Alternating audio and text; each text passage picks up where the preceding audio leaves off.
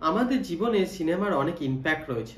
আমাদের ফ্যাশন থেকে শুরু করে আমাদের পার্সোনাল লাইফ। সিনেমা আমাদের যেমন হাসায় তেমন আরেকদিকে কাঁদায়। আর একইভাবে আমাদের বিপ্লবও করতে শেখায়। যাদেরকে আমরা হিরো বানাই পর্দায়, যাদের এন্ট্রি দেখে আমরা উৎসাহিত হয়ে হলে সিটি মারি, যাদের আমরা ভগবান তুল্য করে তুলি, সেই ভগবানই আজ কোনো দৈত্যের থেকে কম নয়। 9 জুন 2024 সকাল 9:40 বেঙ্গালুরুর কামাক্ষী পাল্লিয়া নামক একটা জায়গায় একটা ব্রিজ পড়ে, যার নাম সুমনা আলী ব্রিজ। মানু নামক এক ডেলিভারি বয় ব্রিজ ক্রস করার সময় লক্ষ্য করে নালির পাশে একটা ডেড বডি পড়ে থাকতে। ডেড বডিটার কন্ডিশন এতটাই খারাপ ছিল, সেটা দেখে মানুর রীতিমতো শরীর শিউরে ওঠে। সাথে সাথে সে গিয়ে লোকাল পুলিশ স্টেশনে খবরটা দেয়। তারপরেই পুলিশ এসে ঘটনাস্থলে পৌঁছায়। ডেড বডির কন্ডিশন দেখে পুলিশও আঁতকে ওঠে। খুনটা এতটাই নির্মমভাবে করা হয়েছিল। ডেড বডিটার লেফট সাইডের কান কেটে দেওয়া হয়েছিল, আর থুতনিতেও এত জোরে মারা হয়েছিল যে সেটা ভেঙে কয়েক টুকরো হয়ে গেছিল। এছাড়াও পিঠে অজস্র মারার দাগ, অর্থাৎ শেষ নিঃশ্বাস কেড়ে নেওয়ার আগে অবধি তার উপর নির্মমভাবে অত্যাচার চালানো হয়েছিল। পুলিশ ডেড বডিটার আশেপাশে খোঁজ নেয়, কিন্তু ডেড বডিটা কার সেটার কোনো এভিডেন্স পুলিশ পায় না। পুলিশ ডেড বডিকে পোস্টমর্টমের জন্য পাঠিয়ে দেয় এবং আশেপাশের থানাতেও ইনফর্ম করে দেয়। তখন জানা যায় বেঙ্গালুরু থেকে 170 কিলোমিটার দূরে একটা শহর পড়ে, যার নাম চিত্রদুর্গা।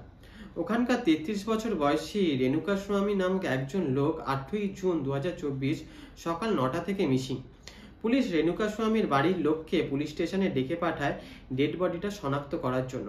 অবশেষে জানা যায় ওই ডেড বডিটা রেণুকা স্বামীর। রেণুকা স্বামী খুব মিডিল ক্লাস ফ্যামিলি থেকে বিলং করে। অ্যাপেলো ফার্মেসিতে কাজ করে নিজের সংসার চালায়। আর রেণুকা স্বামীর ওয়াইফ মাত্র 5 মাসের প্রেগনেন্ট। রেণুকা স্বামী স্বভাবে খুবই শান্ত প্রকৃতির, কারোর সাথে সেইভাবে কোনো ঝগড়া বা কোনো রকম বাজে সঙ্গ কিছুই ছিল না।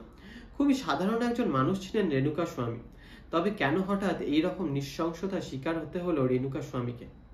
10 জুন 2024 বেঙ্গালুরুর কামাক্ষী পাল্লিয়া পুলিশ স্টেশনে 3 জন লোক রেণুকা স্বামীর মার্ডারার হিসাবে সারেন্ডার করে। এই 3 জনের নাম কেশব, মূর্তি, কার্তিক আর আরেকজনের নাম রাঘবেন্দ্র। যখন পুলিশ মার্ডারের রিজন জিজ্ঞেস করে, তখন তারা বলে রেণুকা স্বামীকে তারা টাকা ধার দিয়েছিল, সেটা সময় মতো না পাওয়াতে তারা রেণুকা স্বামীকে খুন করে। যদিও তাদের কথায় পুলিশের ডাউট হয়।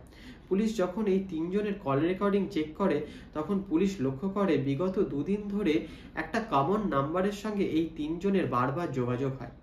কিন্তু এই কমন নাম্বারটা কার জানতে পেরে চমকে যায় গোটা পুলিশ ডিপার্টমেন্ট।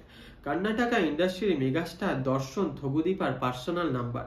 কিন্তু একটা সাধারণ মিডিল ক্লাস মানুষের খুনের সাথে একটা মেগাস্টারের কি সম্পর্ক? 2003 দর্শনের বিয়ে হয় বিজয়লক্ষ্মীর সাথে। কয়েক বছর পর দর্শন আর বিজয়লক্ষ্মীর একটা ছেলে হয়। 2001 সালে বিজয়লক্ষ্মী দর্শনের এগেনস্টে পুলিশ স্টেশনে একটা কমপ্লেন করে। দর্শন নাকি প্রায় তাকে মারধর করে। কিন্তু দর্শনের এই উগ্র স্বভাব নতুন নয়। হোটেলের ওয়েটারকে থাপ্পড় মারা থেকে প্রডিউসারকে প্রাণে মেরে দেওয়ার হুমকি, এইরকম অনেক অভিযোগই আছে দর্শনের বিরুদ্ধে। এই দর্শনই আজ থেকে 10 বছর আগে জড়িয়ে পড়ে পরকীয়ায় পাবিত্রা গোড়ের সাথে। রেণুকা স্বামীর খুনের পেছনে আসল কারণ হলো এই পাবিত্রা গোড়ে। 2023 সালে পাবিত্রা নিজের মেয়ে খুশির জন্মদিনে ইনস্টাগ্রামে একটা ভিডিও পোস্ট করেন। সেই ভিডিওতে দেখা যায় দর্শনকেও।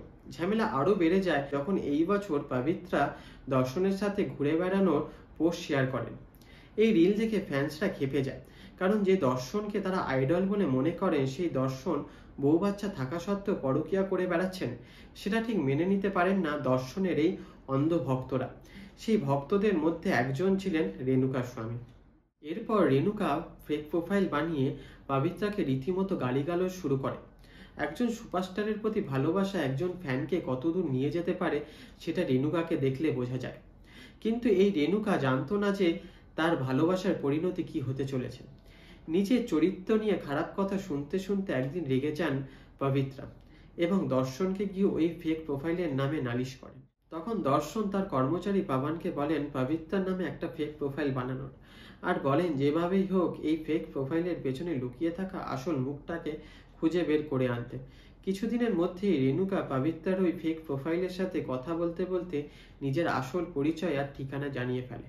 নিজের ফ্যান ক্লাবের প্রেসিডেন্ট রাঘবেন্দ্রকে 30 লক্ষ টাকা দিয়ে দর্শন নির্দেশ দেন রেণুকাকে কিডন্যাপ করার।